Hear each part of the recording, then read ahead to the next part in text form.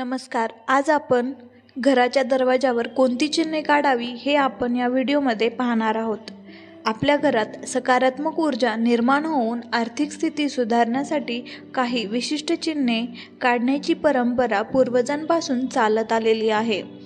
यामध्ये वास्तुशास्त्र आणि श्रद्धेनुसार काही चिन्हे उपयुक्त मानली जातात. त्यातील काही प्रचलित चिन्हे आहेत, त्याबद्दल आपण या व्हिडिओमध्ये माहिती पाहणार आहोत. तर चला या व्हिडिओला आपण सुरुवात करूया. त्या अगोदर तुम्ही या चॅनलवर नवीन असाल तर या चॅनलला लाईक करा, शेअर करा आणि सबस्क्राईब करा. तर ते पहिले चिन्ह आहे स्वास्तिक. स्वास्तिक चिन्ह हे शुभ चिन्ह मानले जाते.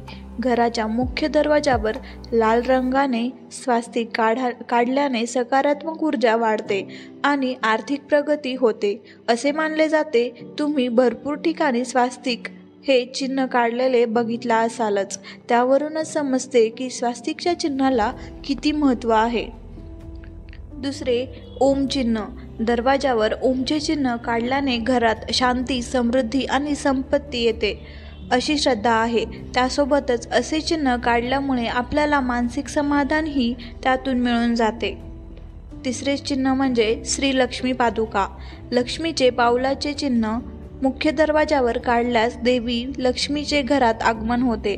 लक्ष्मी घरात आल्यानंतर आपल्या घरामध्ये सुख शांती येते. त्यासोबतच पैसाही आपल्या घरामध्ये येऊ लागतो. चौथे तोरण किंवा कुमकुम रेखा. दरवाजावर आंब्याच्या पानाचे तोरण बांधून त्यावर कुमकुमाने डिझाईन काढल्याने घरात समृद्धी आणि शुभता येते. 5 चौकोनी रांगोळी. रोज दरवाजाच्या बाहेर रांगोळी काढणे शुभ मानले जाते. यातून घरात सकारात्मक ऊर्जा टिकून राहते. त्यासोबतच घरातील नकारात्मक ऊर्जा नष्ट होऊन जाते.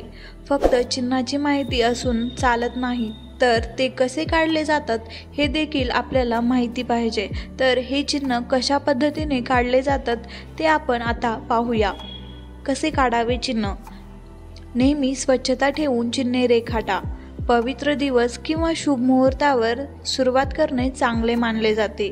लाल, पिवळा किंवा कुमकुमाचा रंग वापरणे अधिक प्रभावी मानले जाते.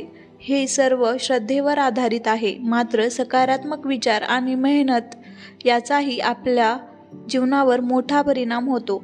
आता आपल्याला समजून गेले असेल की चिन्हाचे आपल्या जीवनामध्ये आपल्या घरासाठी किती महत्त्वपूर्ण योगदान आहे. ही माहिती ऐकून घेतल्याबद्दल तुमचे मनपूर्वक आभार आहे. धन्यवाद.